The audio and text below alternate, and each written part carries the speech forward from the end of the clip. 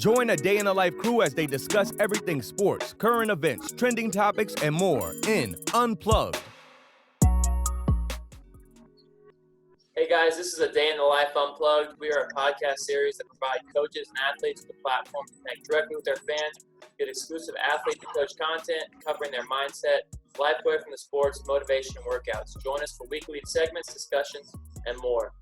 So guys, welcome back. This is episode 3. Glad for you guys to be here. Make sure you go and like and share on both Instagram and Facebook, and you can also follow on Spotify. We are joined this week by Coach Nico Alvarez, a head baseball coach at Pebble Hills High School, and his junior third baseman, Chris. So thank you guys so much for joining us. We'll go ahead and get started right away with how is quarantine life been for you guys? Quarantine life, man, got to spend a lot of time with the kids, man. Got to put some turf in the front yard, got to fix my backyard. Then it got old pretty quick. Caught up on some Sopranos, caught up on some Game of Thrones. But this starting up our workouts 2 weeks ago really helped, man. Let's get out of that quarantine, mundane life, man. It was nice for a while. It's been good. Got some time with the family. Family's always working, so it's really hard to spend time with them. But now that this all started, spend some time with them, and just more time with baseball. To improve myself on and off the field as well. You guys had a little bit extra time to watch any new Netflix series or anything? Just a couple. I'm not really a TV kind of guy, but there's a couple shows that I've been watching. I think it was. Is that because you're on the podcast with Coach? You're telling him that you're not watching TV? Is that it? No. Coach, how about you? It's something like I mentioned the Sopranos a little while ago. I mean, I saw that show when it ended in early 2000s. So I was a young buck still, man, and I saw it again. It's amazing how the perspective is so much different now that I'm 41 years old. But besides the Netflix and some movies, got a lot of time to dissect the team and the program and establish a culture and all that stuff. Self-evaluation, self-reflection. What I can do better, what the coaches can do better for next year. That's that little extra time that you don't never have, because once you come back from Christmas break, I mean, it goes by super fast. So I got to appreciate this extra time to actually pay a lot more attention to the program.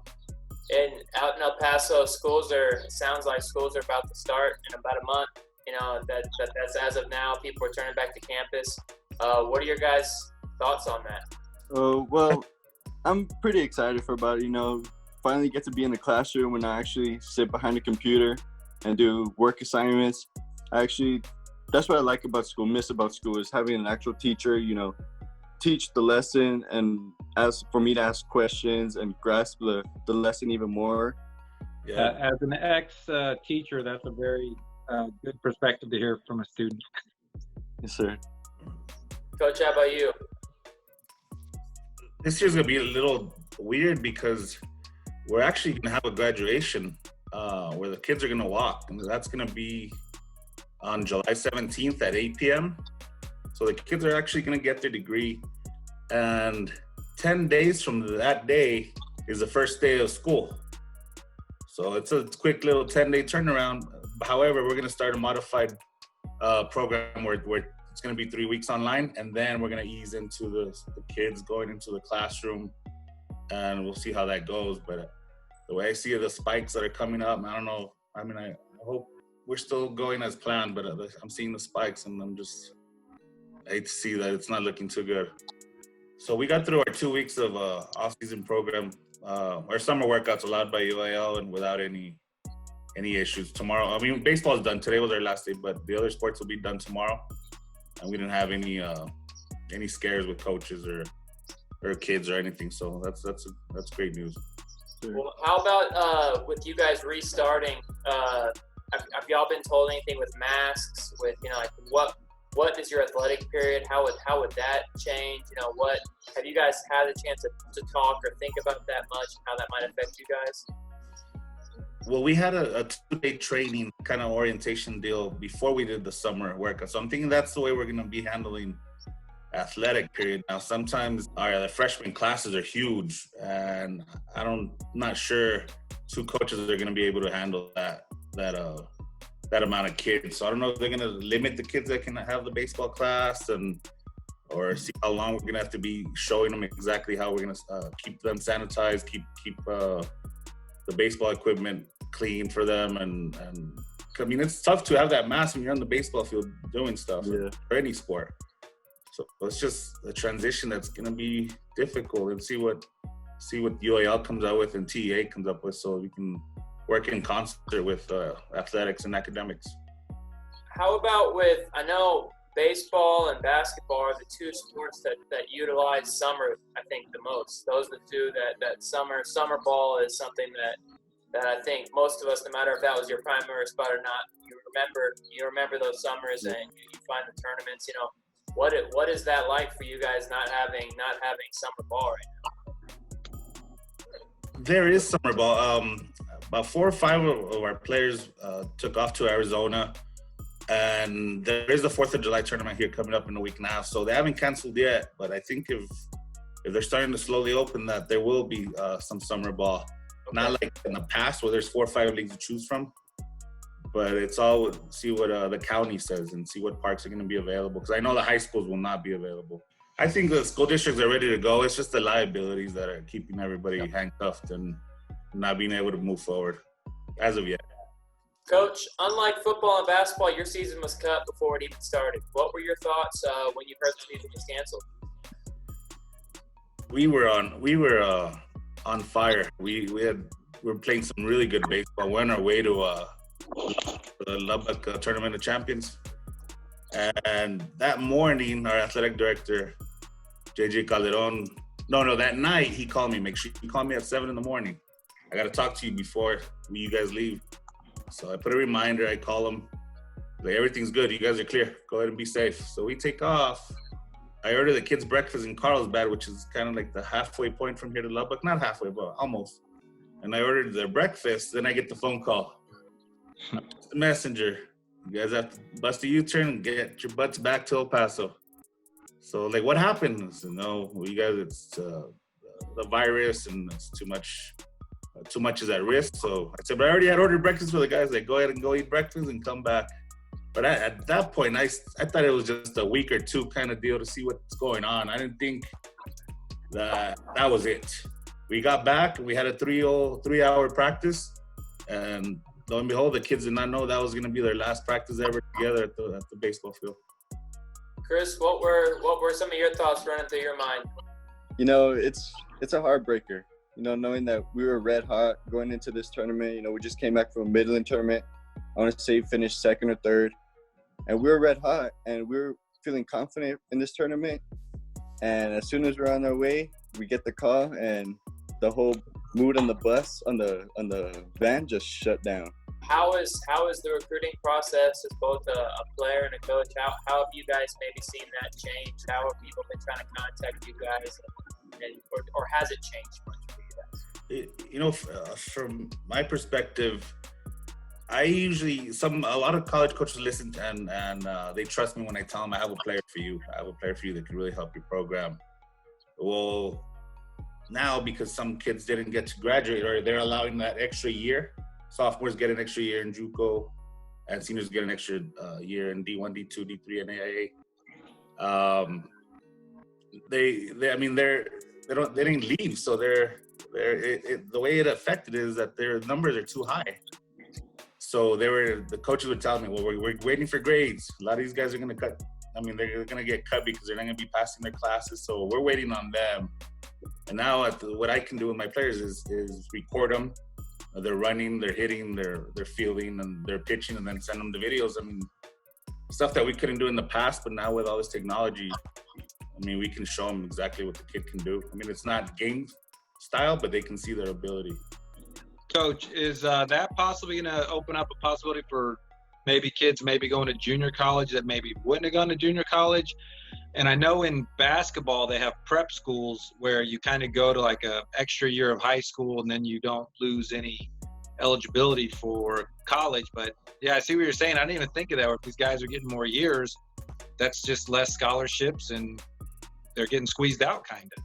Exactly. I don't know anything about that extra prep school. I haven't heard anything on that end over here, but with those limited scholarships, see, football, the way football is pretty much everybody gets a full scholarship. I mean, that's where the money is and all that. But in baseball, they chop up their scholarship and give 10% here, 15% here, 20% here. So with their sophomores coming back, a lot of coaches told me that the sophomores, you know what, they already played their 30 games and they're ready to move on and finish their two other years somewhere else so they can get their career started with their what they're going to do in life instead of baseball. But the numbers, I spoke to the coach at New Mexico Junior College. He said he had about 40 pitchers. 40 pitchers. What are you going to do with 40 pitchers? There's only so many innings, you know? It's just sad. It's nobody's fault. It's nobody's fault.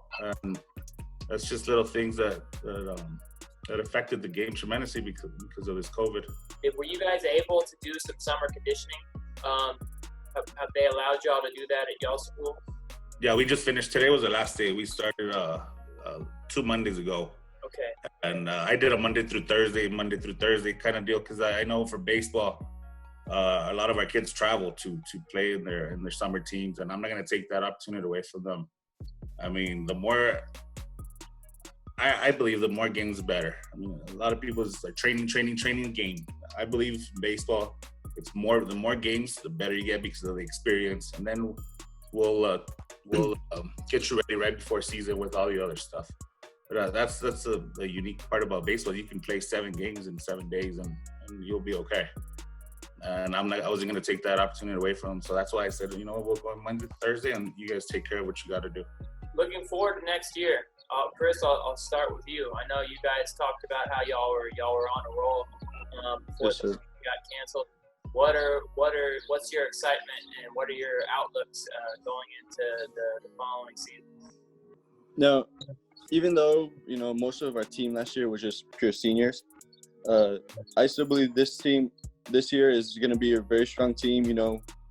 We're not the biggest, but we definitely have the biggest hearts, and that'll even eventually cancel out and I feel pretty good about the season coming up. Coach, what are your thoughts? We graduated 11 seniors. Out of those 11, 4 of the seniors were everyday players. So the other seniors did not start, but they were key role. They played key roles on our team. What it was tough is that we had 2 aces, and those 2 aces are gone. But we have young left. I've never had lefties. We have 2 lefties this year. They're going to be ready to rock and roll, and I threw them in. I threw them in the fire. I threw a freshman against one of the best teams in El Paso. Everybody's like, "What are you doing?" I said, "This is a tournament. We're getting ready for district play. Don't worry about it." And he got in there and he did well. And when we went to Midland, that paid off. He had that experience and he pitched wonderfully over there. So little things like that, it's a risk and reward, and the return on investment. You gotta take your bumps and bruises, and at the end, ultimately, what we play for is a district championship. So it was really cool to see. Any guys we should keep a lookout for? Anyone you think is like a breakout guy for next year? Yeah, we have. I believe that we have two of the best catchers in town, and that flexibility that I have 2 of the best catchers in town. I can rest one. I can DH one. I can give one day off. The other guy's a pitcher. The other guy can play first. So that flexibility that they give me, and I have no doubt they would have been first team all district this year. The guy that I have here on with you guys, there's a reason why I have him. He started every single game as a sophomore last year. He had a home run at Midland Lee High School that I think just landed. He's very optimistic. There was no culture. There was no, we won this, we won that. None of that. They haven't had that taste. And this year, unfortunately, that's what it was headed that way. And there was no doubt. Everybody knew that we were headed that way. But that culture, that commitment is important. But what I believe is important is the relationships that you have with your players. During this time off, it's been tough with no sports to watch. ESPN has done a really good job of providing us with some great storytelling with our 30 for 30 series, The Last Dance, Lance Armstrong's story, and a few others as long as the Bruce Lees, Be Water, and now Long Gone Summer that tracked the home run race between Sammy Sosa and Mark McGwire. Coach, do you have any memories of that historic run? Yeah, I was actually in college when that was going on. I was playing at New Mexico State, and I couldn't believe once I saw you're talking about the McGwire and the Sosa, right? That 30 for 30 that just came out. I saw it, and it felt like it was yesterday. That was 20 plus years ago. Sammy passed him when he went 66, and McGwire had 65, and everybody was at Busch Stadium looking at the Jumbotron, showing that home run that just passed him. So now McGwire is like, what's going on? Next at bat, he hit over there in Big Mac land to tie him up at 66. But I believe that saved baseball. Because after that strike in 94, and nobody was going to the baseball games. And they were fighting over the cable wars and who's going to have this team and all that. And baseball was going down the drain. And I think that Sammy Sosa and Mark McGwire saved it. Coach, were you worried about this year when they were getting after it about the money, and they were like, the players were like, we're going to cancel the season? I'm like, did y'all not learn from 94? I mean, what you talked about? I was like, that would have been a terrible, terrible decision to not play. Were you a fan either of McGwire or Sosa, or were you rooting for one guy or the other, or just kind of enjoying the I was a little bit more kind of a Big Mac because I'm a huge Dodgers fan. And that 88 World Series, and I was about 10 years old. I remember how big McGwire was, and even though the Dodgers were playing the A's, I was like, man, I wish the Dodgers had McGwire and Canseco, those Bash brothers. I thought that was so cool and something that we had never seen before. So that was in my life that I had never seen that before. So once I saw him with the Cardinals, it wasn't the same as the Bash brothers, but it's something I was like, man, I remember that guy, how good he was, and he got even better when he got to the Cardinals. So you talked a little bit, you mentioned the steroid scandal and how even though, that you think that's safe baseball, I tend to agree. I remember that like it was yesterday as well. The biggest winner in the whole COVID outbreak might be my Houston Astros. They didn't have to face the scrutiny for their parts in that signal steal and stuff. What were y'all's thoughts on that when y'all heard all those things going on? It's we won our World Series trophy from 17. No, I'm just kidding, man. I was disappointed. That's a fair it's point. It's a big deal. It's a big deal. I mean, as a pitching, I'm the head coach, but I am in charge of 100% of the pitching. I call pitches. I don't let my catchers call anything. And we go through a series of signs to make sure that nobody picks up our signs. We even change them in the middle of innings. We have signs to change it to another sign, where that's how much I believe that a batter knowing what's coming is going to help them about 30-40%. It has to. That's why that's the point of throwing breaking balls and changeups to. I mean, the element of surprise. If there's no surprise, they're gonna get on it.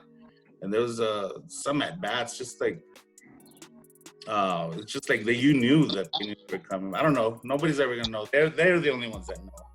But that home run that Altuve hit off Chapman, I mean, that was just. I mean, he hung that slider, but. Yeah. Don't forget to like and follow us on social media. Subscribe to our YouTube and podcast channels. Your favorite athletes, their teams, and more. A day in the life. We got you covered. Until next time, stay safe and be well. Peace.